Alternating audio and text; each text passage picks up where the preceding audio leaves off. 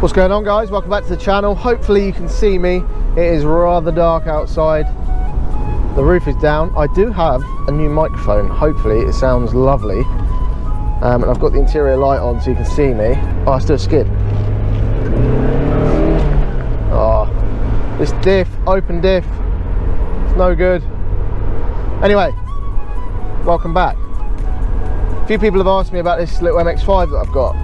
How much it cost, how much I paid for it, what it cost me to run, insurance, that sort of stuff.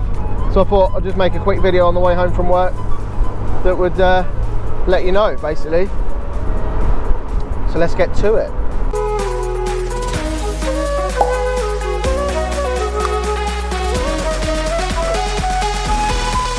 So I paid for this car not a lot of money. It's I think it's a Cat N. It had a whack on the front wing, and it was basically fine. It just needed a new wing and a bumper, I think. I don't know. Mate, I bought it off. He told me it was pretty much fine. He just bolted a new wing and a bumper on it, a new light as well, I think, and that was it. But Cat N, because it's a cheap car anyway.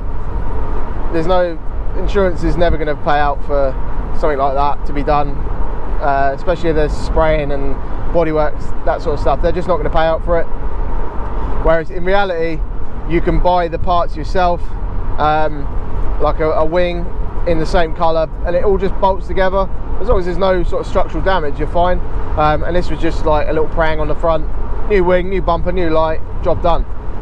So yeah, it was a Cat M when I bought it. I paid £600 for this. I won't lie and say it was in good condition. There's a video up there of when I first got it. I'll leave a little card thing. It wasn't in great nick, to be fair. It was, in fact, it was gross. Had a hole in the roof. I had to change the roof. Another little video up there of that happening.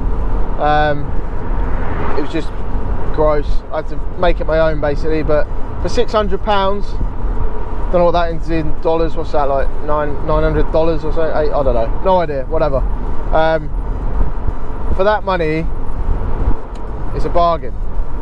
It's got, when I got it, it was on 71, I think, 71,000 miles. Again, that's pretty low miles for a V-Reg car. What's that, 1998, I think it is, V-Reg.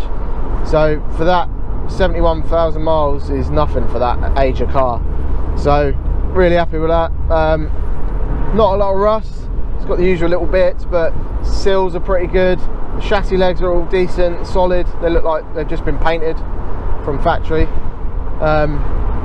Absolutely no rust on them at all.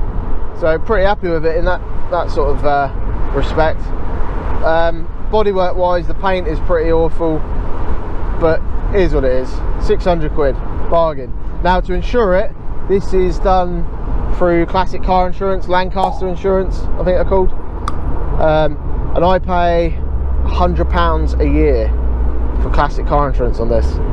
Again, absolute bargain. I even pay it monthly because it's just funny. It's like a tenner a month, 12 quid a month, what, I don't even know. It is nothing.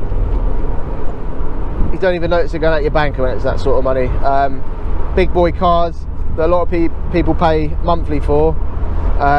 You know, you could be talking 30, 40, 50 quid a month for some cars on insurance. For this, tenner. That is nothing every month, I don't think. Obviously it could be to some people, but in my eyes, that's cheap motoring. Tax is quite high on this. This is a 1.6, and I think it's quite high anyway for what it is. What is it, 20? I always pay stuff monthly. I just find it easier for myself.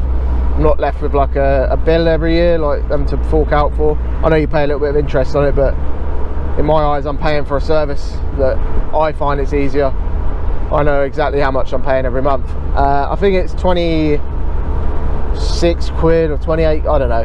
I'll have to check. I'll tell you what, I'll leave it here. This is how much I'm paying. This little amount there, every month. And that's probably the most expensive thing every month for this car.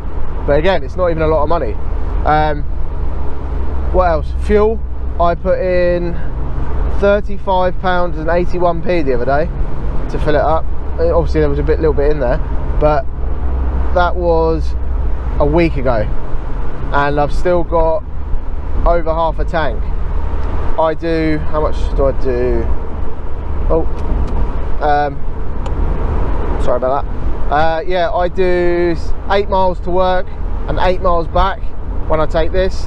I don't drive this all the time. I drive the E92 as well a lot, but I sort of flutter between the two because I bought this purely for car club auto tests and stuff like that, just for having fun in at events, see how fast I can go.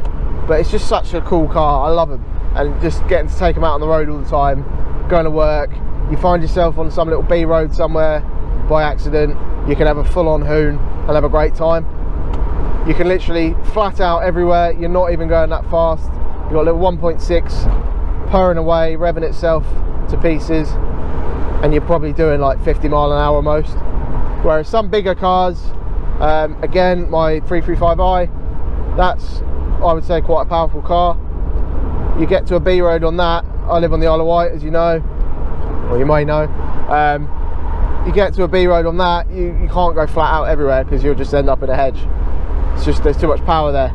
It's great for straight line speed, motorways, that sort of stuff, hooning from traffic lights, but you can't go flat out down some B roads on that, really. It's just not set up for it. Whereas this, you can literally full on, I'm on a B road now, I'm not hooning because I'm trying to talk to the camera and I can't concentrate. I'm a man, I can't do two things at once. But yeah, I don't use it all the time, but it's pretty cheap to run. I'd say I probably get like 30 odd miles per gallon out of it, which is pretty decent, I think, for what it is. A little low slung Japanese sports car, classic legendary thing that it is. So yeah, what else? Obviously I've put bits on it and stuff to make it my own, but you don't have to do that. Like, I put in a head unit so I can listen to my own Bluetooth stuff. That cost me 70 quid, I think it was. Leave a little card up there so you can see that video. It was a doubled in Android unit thing. I bought a new soft top for it. Again, I think there's a video on that somewhere. That cost me 50 quid. I had to go and help some guy change his, and he gave me his old one for 50 quid. It's not perfect, but it's waterproof, whereas my other one wasn't. There's a big hole in the back. So yeah, it's basically not cost me a lot. So if you're thinking about getting one and you're worried about the costs, just go for it. They're well worth it, I think. You won't regret it, and I think you'll get your money back as well when you go to sell it. If anything, I think they're only going to go up in value now. So, but yeah, anyway, if you did like this video, it'd be lovely if you could hit the like button. Subscribe if you're new. I do upload pretty regularly, and I will see you on the next video. Thanks, guys.